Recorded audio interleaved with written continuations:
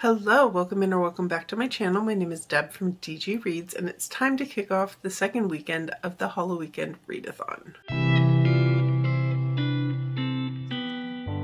I had so much fun doing Halloweekend last weekend, so I'm excited for another round. This is, of course, the month-long readathon hosted by Lexi at Books with Lexi, and it occurs every Thursday through Sunday from October 2nd all the way through November 2nd, so 5 entire weekends. Get basically a mini readathon. And for this time around, I am about to leave the yellow bedroom, which was intimidating reads, and I'm going into the red library for creepy reads. This weekend is full of reading sprints on a ton of different channels, including on Saturday on my channel, so I'm really looking forward to that. Last week I did all reading prompts to get around the room. This week I'd love to get maybe an activity prompt or so in as well. We'll see how it goes. This room looks smaller, but we do have to travel a little bit further if we want to get to the equipment and to the ghost and to the exit. So let's go ahead and move over to the map. Okay, so here is our map. We are heading into the red room here. We need to get to the equipment, this flashlight over here, then pick up the ghost, and then make it to the exit so we can head into the orange room for next time. So I switched out my little marker dice because somehow I've already misplaced my D20. I don't know where it wound up. This desk gets used for 2 different readathons at this point, plus just used in general, so I think I must have bumped it at some point, and it's probably staring me in the face. But like a true ghosty dice, it is hiding its ghostiness.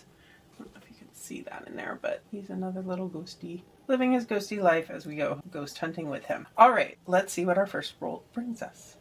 A 2 again. So we're gonna go, I mean, really there's nowhere to go but 1 and 2. So let's see what that prompt is. Okay, the spot I landed on is spot 14, and that is to read a book by a BIPOC author or eat or drink a fall-inspired treat. And I'm honestly tempted to go with the fall-inspired treat because who couldn't use a treat in their life? But I do have a book that I've been wanting to get to that I think is creepy, which is the theme of the room, and also by a BIPOC author. And that is The Whistler by Nick Medina. This is one that I have gifted from PRH Audio as an audiobook, so I will be reading it in that way. It says, a young man is haunted by a mythological specter bent on stealing everything he loves in this unsettling horror. This is an author I've read from before and enjoyed before, so I have high hopes. We are following Henry, who is a ghost hunter. He's getting some fame from his ghost hunting videos, and then he has some sort of accident that causes him to be a quadriplegic. He's adjusting to a new life. He's back on the reservation, and this is tied to the Native American custom that whistling at night can summon evil spirits. So it sounds like it could be very haunted, very creepy, very perfect for this prompt. Feeling a little bit of deja vu here because last time we rolled a 2 and we got BIPOC author also to start the weekend. So let's hope this weekend is as successful as that one. I do think I'm going to do a second roll though, just to see if I get something that I want to do as an activity, especially as I have to be out and about today. So let's see what we get. Okay, so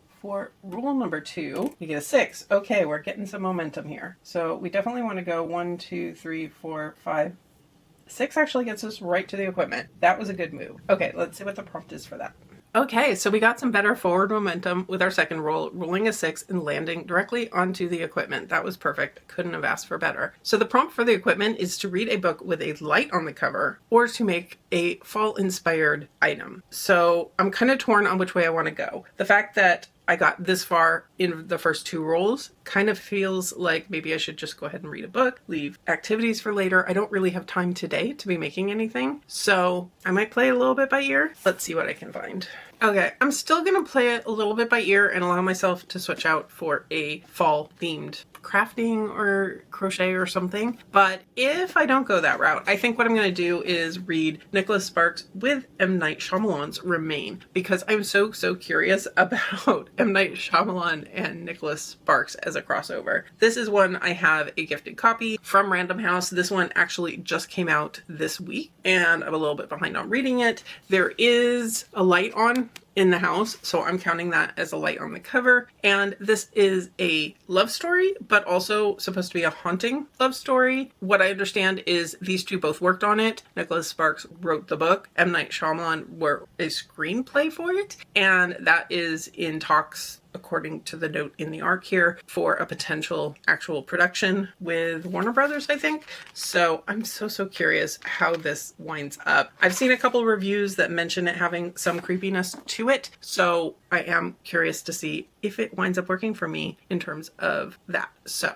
we'll see. With that, I think I better get going and get ready for work. So I'm super excited for the weekend ahead, and we've already made some really good progress. We only have 7 more squares to move to get to the exit in the most direct route. So I'm feeling pretty good about this. We might wind up getting to spend a little extra time in the library unless I start rolling all ones, but we shall see how that goes. We definitely have at least 2 more books because we have to pick up our ghostie and hit the exit. So we shall see. I have survived Thursday, which was a bit of a challenge. Traffic this morning was rough. I swear today is just a repeat of last week. Last week there were 2 accidents closing down lanes. This morning there was construction closing down lanes on multiple streets during my commute, which was loads of fun. And then on the way home, we've hit that time of year where the sun is going down at just the wrong time and right behind me my entire commute home. So I can't really see in my rear view mirror or my side mirrors very well. And there was a accident in the lane I was in, meaning I had to get out of my lane and go around, and it was stressful. So I'm glad to be home, but I do actually have a few updates for you. So in terms of fall treats, which, you know, I'm not actually using those prompts, but I did get a new fun thing, and it's actually more a treat for Kylie, or maybe me and Kylie, you could say, but it's this really disturbing cat toy.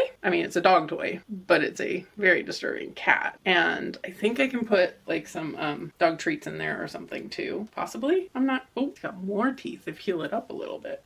So it's a toy she could destroy, and then it's got a solid core at the middle that will allow me to put treats and stuff in it too. So she should have some fun with this one. So she's watching me hold this, so I think she probably should get that one tonight. But then I have a reading update for you because I did make it to the halfway point in The Whistler, and this is the recent release. I have the gifted copy from PRH Audio. It came out September 16th. I looked it up today, I believe. And this is so far going pretty well. I think it's definitely a mix of horror with more of a contemporary type of story, with definitely some messaging in there as well. Our main character was a young Indigenous man, and he, I guess, is still a young Indigenous man. He was raised by a grandmother who owns a bar. He kind of had a party fun lifestyle. He was in a band. He was kind of hoping to become a big rock star, and then COVID happened, and bands and shows and things like that weren't happening anymore. So he decided to reinvent himself as a paranormal investigator. He was doing like YouTube videos, going to haunted places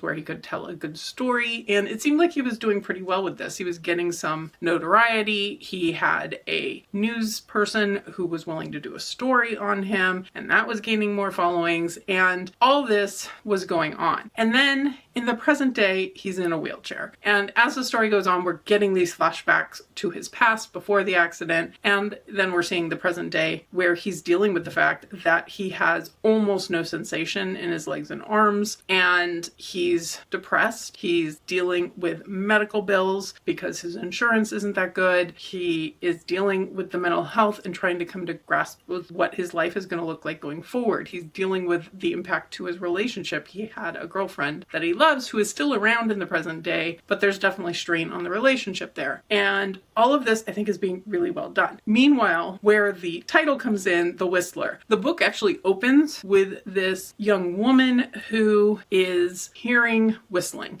And this, again, ties back to this idea that whistling at night invites demons or some sort of supernatural danger. She's younger. She lives with her parents. She has a boyfriend that her parents don't really approve of, who, all this is happening in the prologue, so I don't feel like any of this is spoiler, who she's agreed to marry, but she hasn't told her parents yet. They were out together. There was whistling involved, and now she's hearing this creepy whistling, and she's trying to convince herself it's just the birds, it's just this, whatever, and she winds up killed. So this turns into kind of this urban legend, and this is the story that our main character is looking into. And the audiobook for this is really well done. It has the whistling in the audiobook, and there's something about just like this whistle coming out of nowhere and this whistle being behind you, or you think you're alone and suddenly there's a whistle. There's definitely creepiness going on in here, and I think that's being well done. I think the mental health aspect and, the family trying to support our main character and take him to see people who have dealt with similar things and how to kind of reimagine life and so forth, I think that's also being well done. So I think going into this, you can expect a little bit of both going on. It's not the fastest pace of story, but I actually like the way the author is balancing the past and the present and the way the story is kind of flowing together that way. So I'm going to keep going on this one, and this is one that I only have on audio, and it is in an app where I can only speed it up so much. So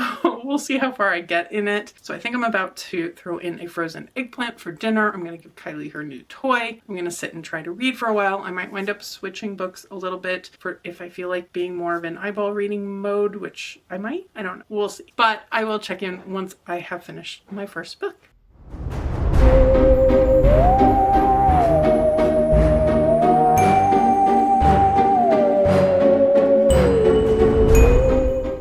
Friday. It's Froggy Kylie, Snuggly Froggy Kylie, and me here for an update. I'm actually going to put her down because she's heavy and ready to go wander and sniff first thing in the morning. If you hear noise in the background, it's actually not her this time probably. It's my coffee maker. I actually decided to make an actual pot of coffee because I also decided I'm not going into work today. It's been a week of headaches and just weird stuff, so I decided I deserved a day to chill, relax, and not get into the commute this morning. So I'm going to relax, reading sprints, reading, and the like today. And also I have a lot I need to get done around the house, so my objective is to get a lot of rest but also get some productivity in. But in the meantime, I do have some updates for you. First off, I finished up The Whistler last night, and I have to say it lost my attention a little bit as we went along in the middle. It picked back up toward the end. I'm not sure I'm thrilled with the direction this took, and I grew frustrated with the main character. I believe his name's Henry. I keep not saying his name because his name keeps escaping me, but he, in the flashback sections to what he had been doing and how he wound up where he was and what he had been doing to try to deal with these entities in a way that would get attention. I got frustrated with him a little bit in the decisions he was making, and I think that was the point. He definitely had a lot of growing up to do. I don't want to say he grew up only because of his accent, because of his condition, but I think that definitely impacted things. I think he definitely grew. I think there's a good deal of representation here for disability and for struggling with mental health as well. He does acknowledge in the acknowledgements that there were a lot of people who contributed to that. He's not an own voices quadriplegic writer, so he did rely on a lot of people for information and so forth. So I can only hope or assume that the representation is done well, and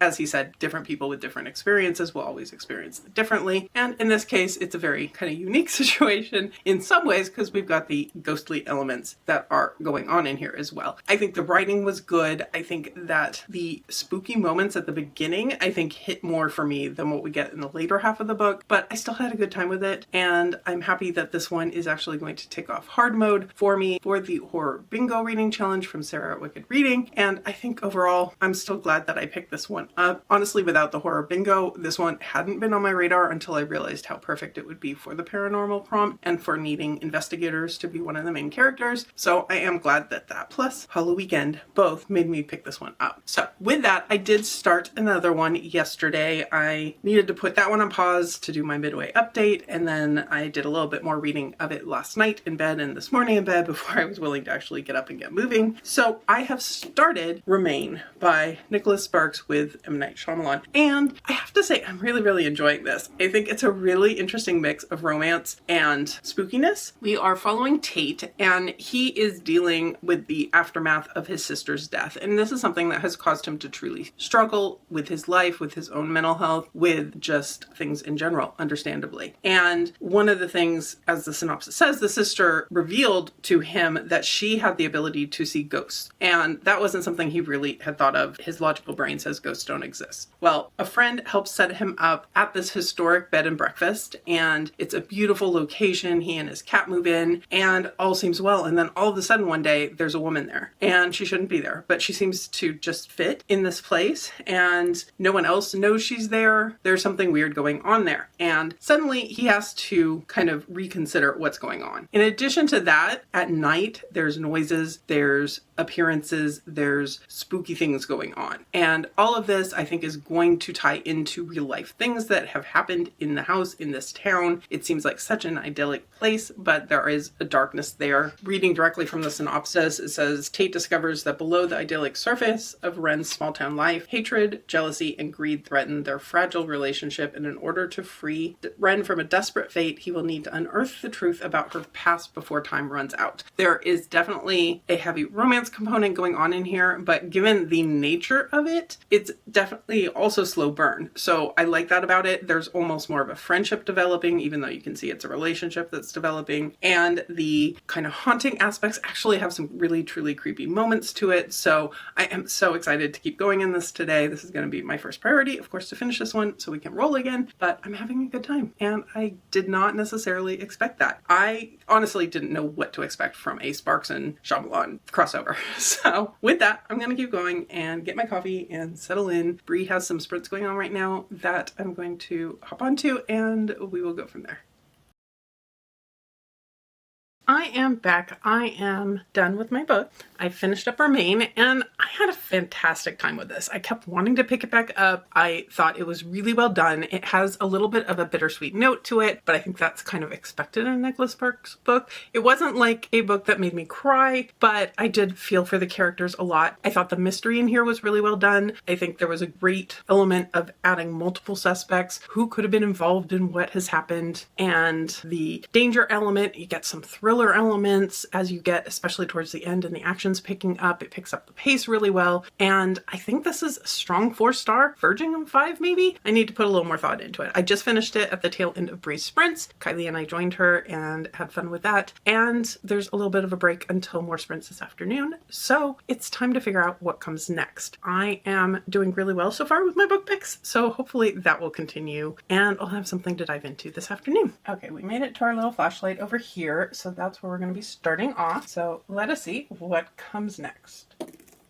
A5. We are doing really well with rolling the good numbers this time. So we just need to get our ghost, which really only takes us 1, 2, 3, 4 spaces to get to the ghost, and we have found him. So let's see what prompt the ghost is. Okay, we are already at the ghost. Honestly, at this point, it's looking pretty good unless I start rolling a bunch of 1s that we're gonna hit the exit. Possibly even tonight, and it's only Friday. So we might do some circling in the library. I mean, who doesn't want to spend more time in the library? But even though I looked up the ghost prompt for this room already, I have no recollection as to what that is, so let us figure that out real quick. Okay, read a book that you can spell skull on the cover, or get a spooky book. I don't want to leave the house, if I'm being perfectly honest. I am in my comfy clothes, got my ghosty bookish shirt on, but I don't really need to, go any further than my couch today. So I think I will definitely be looking for a book to spell skull on the cover, and let me see what I can find.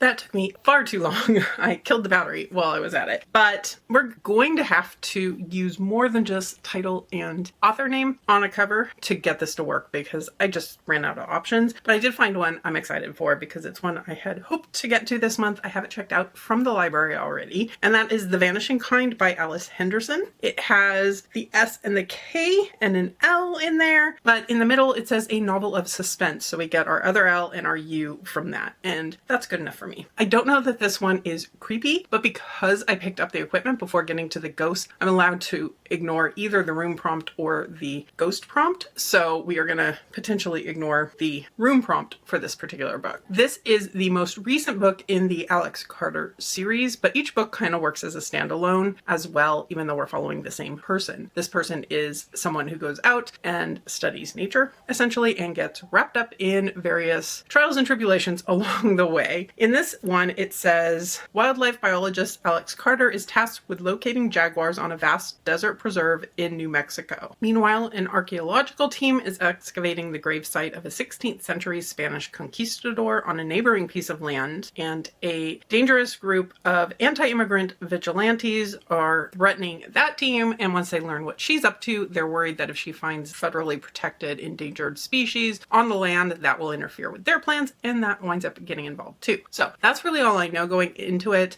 I know these books have a tendency to lean into having messaging in them, some more than others, and sometimes that interferes with my enjoyment a tad, but the last one I really enjoyed, so I'm hoping I really enjoy this one as well, and I will check in with you once I get going on it.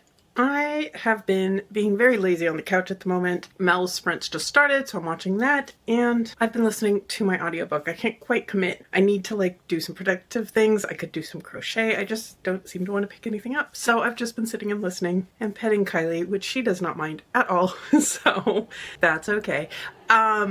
But with that, I hear her approaching, actually, looking for where I wound up. But in the meantime, I have made it to 45% in my book, and I figured this was a good time because I have an Amazon package that's out for delivery. It's been out for delivery 3 previous times, so we'll see if it actually shows up. But in the meantime, I figured I'd try to film before any door buzzers start ringing or anything like that, and Kylie goes crazy. So I am enjoying The Vanishing Kind. I'm not necessarily loving it. It's not 100% dragging me in, but I am finding it interesting. There's a lot of discussion so far about land use. We have this nature preserve kind of a place or a sanctuary for animals that is bordering on ranching land, and there's a lot of issues there with the ranchers wanting to protect their cattle and take out predators, but if those predators to the cattle are going into the sanctuary, then they're not supposed to be able to kill things, and we have some people who are doing it anyway, and a lot of butting heads there. There's also kind of a mystery where Alex and the ranchers have both said they're finding these mysterious holes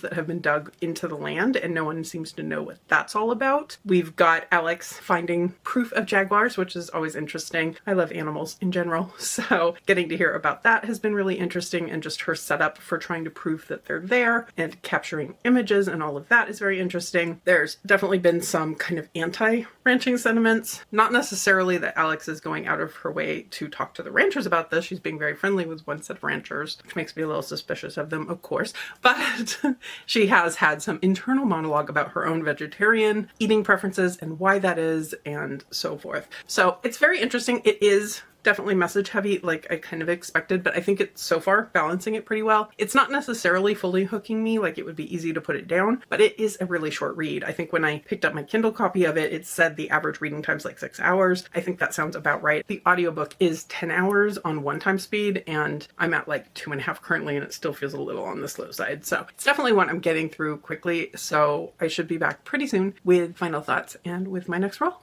I am clearly spending too much time filming in this spot because the second my book was over and it got quiet, Kylie came up and came into the room ahead of me. So yeah.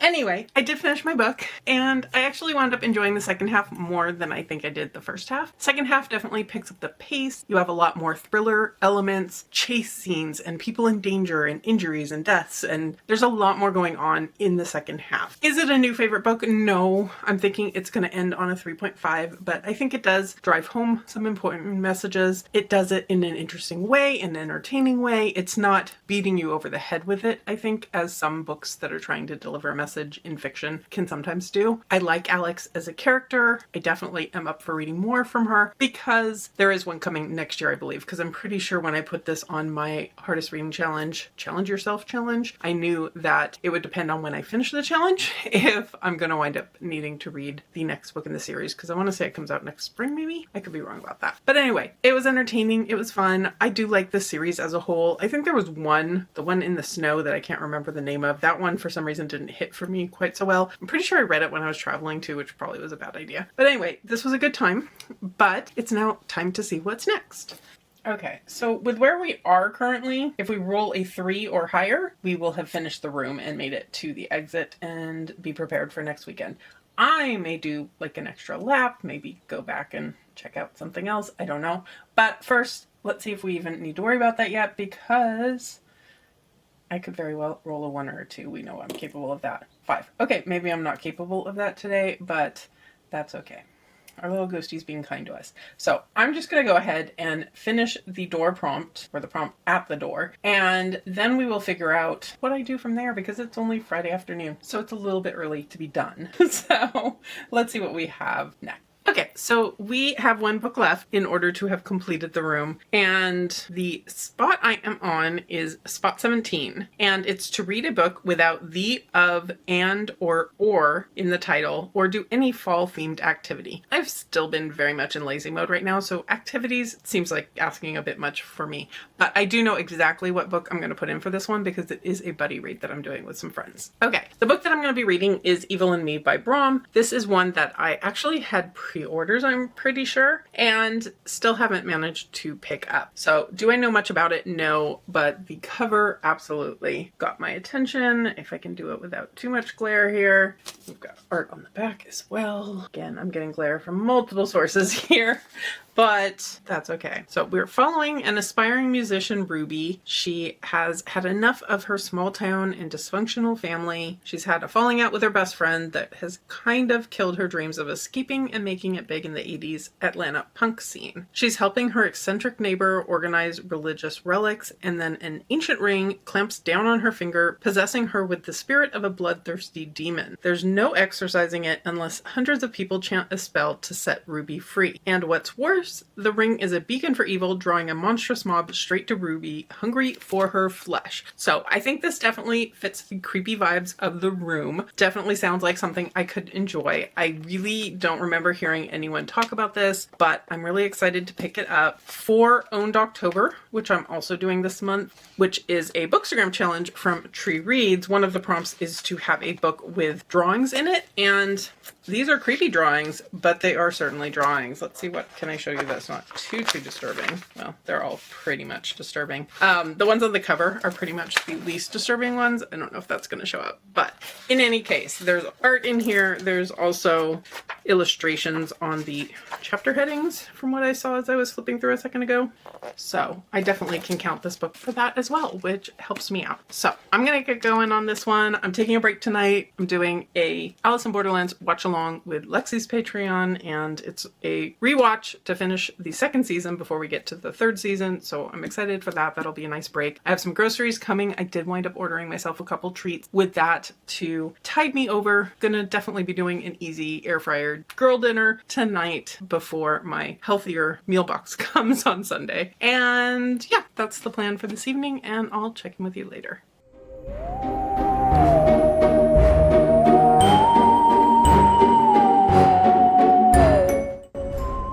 No chocolate for puppies.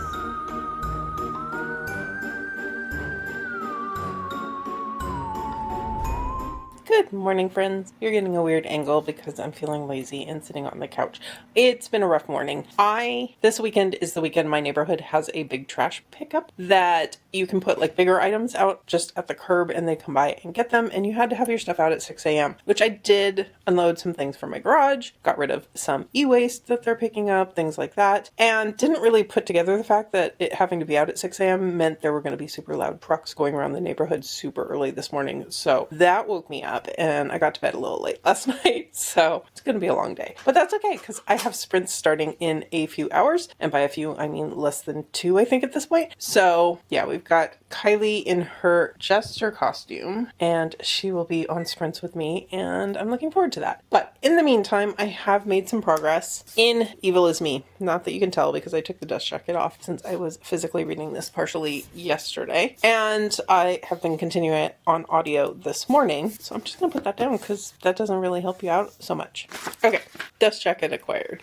I think this started really strong. So the opening chapter, we have a man, and he is wearing the possessed ring, and it is a voice in his head telling him to kill his rabbi, and he doesn't really want to. He likes his rabbi. His rabbi is like a father to him, but the ring is slowly and surely chipping away at that determination to not do something bad, and he takes off his clothes. He does mayhem and blood and murder and everything else, and then he realizes the ring is really the problem and starts trying to remove it, and it doesn't go well. It's very much a bloody opening. It's a creepy opening, I would say, to fit with our creepy library room, and so forth. And then we switch over to Ruby, who is a young adult, I would say, she comes across as late teens. She's someone who's been wanting to go away, become a musician, but in the meantime, she's had a boyfriend, although they've recently broken up, who has kept her in town, and that put a rift between her and her best friend, who is also her bandmate. She's been caring for an old man in the meantime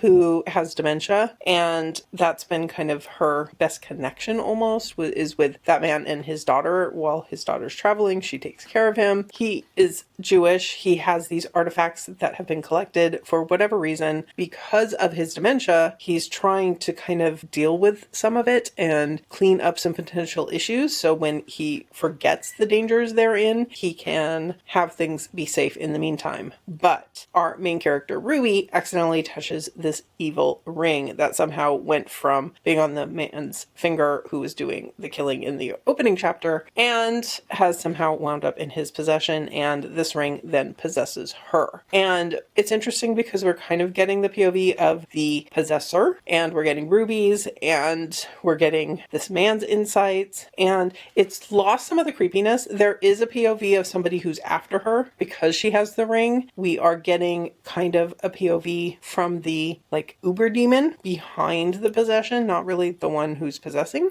It's interesting so far. I'm not sure how I'm feeling about it. I'm thinking so far it's going a less creepy direction so far, but we'll see. I'm going to keep going. I'm going to get my coffee and keep reading, and once sprints start, I definitely will be finishing this up relatively quickly. I think it's not that long of a book, but with the extra production value, I think it does add a little bit. I don't want to speed up the audio too much for that. So with that, I will get going and check in with you later.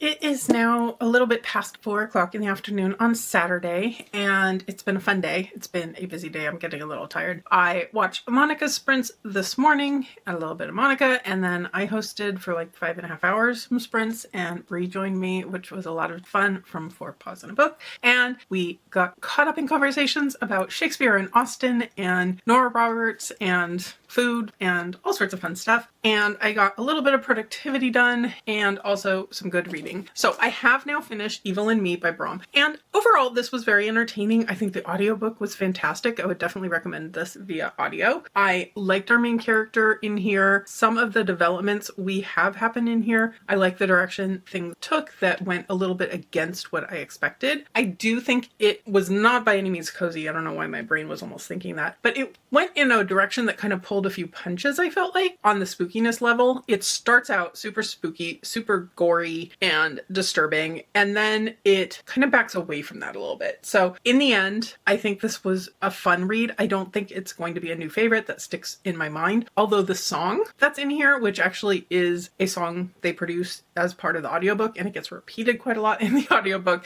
that's going to be stuck in my head, I think, for a little while. But I think this was a good time. I think it had a lot of religious elements that I wasn't expecting it to go into as much, both Jewish and Christian kind of ideas of demons and angels and afterlife and whatever else in here. I don't know, there were a lot of interesting concepts in here, but something about it didn't 100% blow me away. I think I'm landing on a 3.5. It was a good time, not something necessarily that I think is a must read per se. I did enjoy kind of the illustrations, the chapter headings in here definitely have some disturbing imagery going on, and I did enjoy kind of being able to follow along in the physical copy even as I was listening to audio. So with that done, I have been listening to a couple short stories that are actually part of my TBR Harvest. TBR currently, just while I was waiting for the next set of sprints on Sam's channel to take off, and working on crochet. I've been working on a crochet bag, but Kylie during the last sprint decided it was for her to lay on, not for me to crochet. So I couldn't disturb her. So I had to pick up a different project. So I'm making these little squares, little crochet squares, which are going to be part of the Alice in Wonderland blanket I need to get back to. I am doing that crochet along. I'm on week 4. The crochet along itself is far, far over at this point, but I did take a break from that for a couple other projects. And now I'm getting back to this one. Not the most exciting step, but I do need to make 8 of these. So the fact that I finished 3 during sprints is a good thing. So the other thing is that by finishing this book, I actually have now finished finished The Room. I think what I want to do, since it's only Saturday afternoon, is I'm going to roll for one more book just to give me an idea of what to read next. And I'm not going to worry about going to another square and getting back to the exit door. I'm just going to chill a little bit. I'm going to consider the door unlocked and chill a little bit. I mean, it's a library. It can't hurt to spend extra time in a library, right? So let me go ahead and do one more roll and we will see what I get. Okay, so let's do our roll and we get a 5. That gets us lots of options. So yeah, let's see. We could go 1, 2, 3, 4, 5. 1, 2, 3, 4, 5. Those would both get us to the same place. So I guess maybe we're targeting there-ish. Let's see what we get. Okay, so for my final book, I landed on picking a book picked with a spinner wheel or watch Halloweekend reading sprints. Well, I've watched and I've been on Halloweekend reading sprints, but I did want one more book. So let me pick a couple different books and put them on a spinner wheel and we shall see what I'm going to read.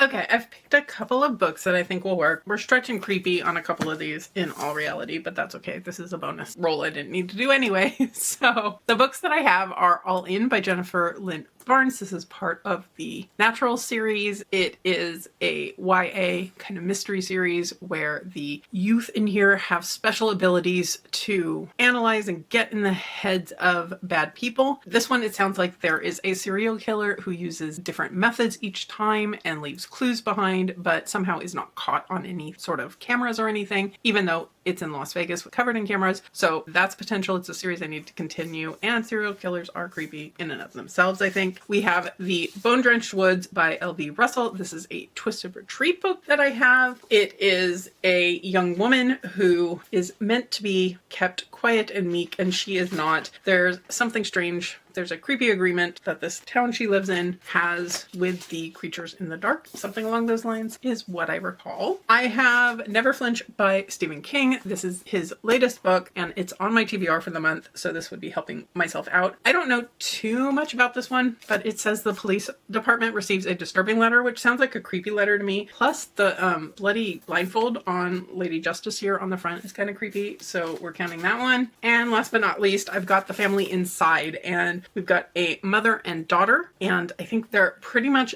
desperate. They have gone 3 years since the murder of the husband, and it hasn't been solved. The mother goes to her new boyfriend and asks for help. He offers to let them go to his family's mansion, but what they didn't know is his whole family's there, and there's a lot of creepy secrets and stuff going on. That's my interpretation of the synopsis to make it fit the prompt. Okay, I've put them all onto the spinner wheel. Now let's go ahead and see which one we get. I'd honestly be pretty happy with any of them. Obviously, I just picked them 2 seconds ago, so it's not like I've fallen out of favor with any of them. So let's go ahead and see what we get.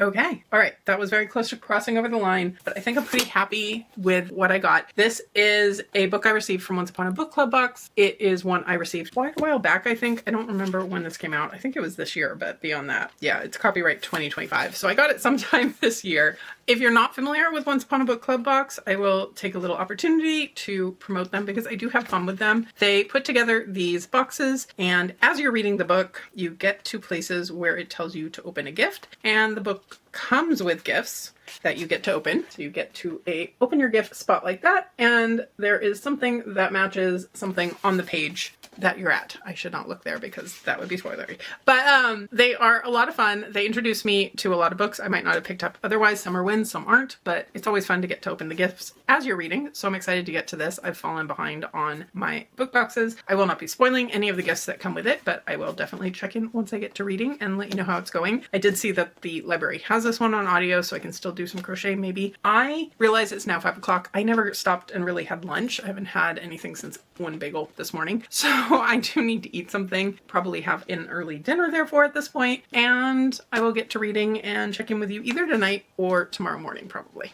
She's naked now, but I decided she probably deserves a treat because we made it through the creepy room together. So she's getting a little creepy, cute werewolf guy to play with now that I'm not on sprints, and she was nice and quiet and did not make too much noise on sprints earlier. So enjoy, puppy dog. Now it's time for me to read.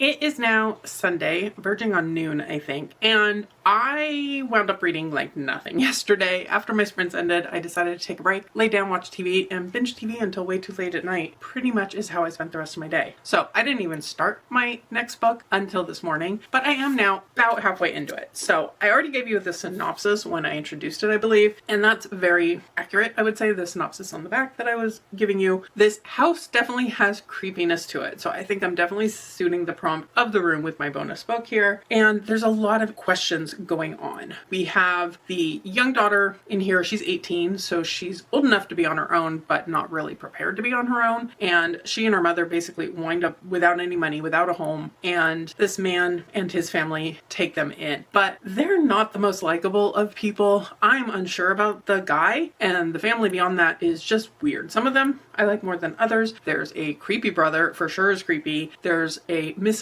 family member in the past. There's a deceased father in this family as well. So there's a lot of questions that are coming up in here. I wouldn't say it's the most engaging read, but it's definitely got me interested. It's got me wanting to know more. There's a countdown going on in here, which is always kind of fun because you get, some building tension. So, 8 days before, 6 days before. And then at the halfway point where I am now, we're starting to get a little bit into hours. 158 hours left is my next chapter. So we're counting down to something. I don't know what we're counting down to just yet, but I'm finding this a good Sunday read where I didn't sleep so well last night. I didn't get enough sleep last night, I guess I should say. And it's not requiring too much brain power, but it's keeping me interested. So for that, I'm very happy. Today, I don't have too many plans. I do have a Home Chef box coming with my meals for the week. A couple of those are things that I wanted to meal prep for lunches during the week. I think I had a salad or two in there. I don't actually remember. I just looked at it 2 days ago. No clue. But I have that coming, which should be showing up at my door pretty soon, actually. And we've got video sprints with Lexi's Patreon, which I am looking forward to this afternoon. So all that told, I should get some decent reading in. I don't think I will have any issues finishing up my book today. Whether I get much more than this done today, I don't know, but this is my final book for this room. I have decided. So I will let you know how things progress and check in with you later.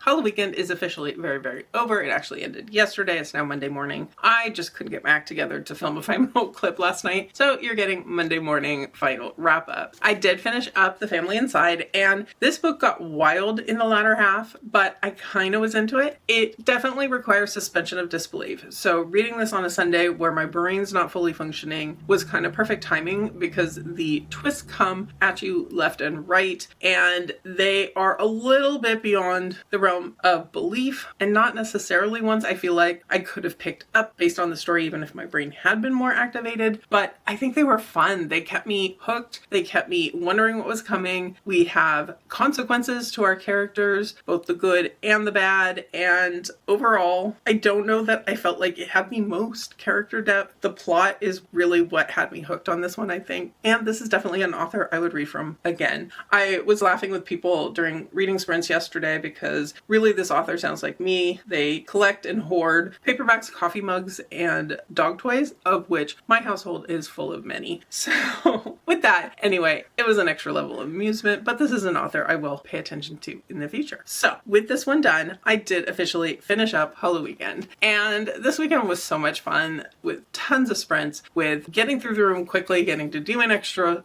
roll or spin in this case, and hanging out with Kylie, lots of costumes. I finally got my crochet mojo back, and that's exciting because I do have projects that I'm really excited to continue on with, and I'm looking forward to the week ahead. I do have plans to fit in a couple buddy reads this week. Definitely have to do my reading for our Vampire Academy read along since that live show hits noon my time on Saturday. So with all of that, I'm going to go ahead and wrap this up here, get ready for work, get ready for my non-Halloweekend reading for a couple of days, and then I'll see you back here next weekend. Let me know in the comments below, have you been participating in Halloweekend? What did you get up to this weekend? Or in general, what did you get up to this past weekend? And if you've made it this far and you don't have anything to comment, leave me me a house emoji for the family inside, just to let me know you were here, because the house in this book certainly held a lot of secrets. If you could hit that like button below, I would surely appreciate it, and subscribe if you're interested in more of my readathon vlogs, more of my book reviews, and more of my bookish content in general. But for now, I'll leave you here and see you real soon in a new video.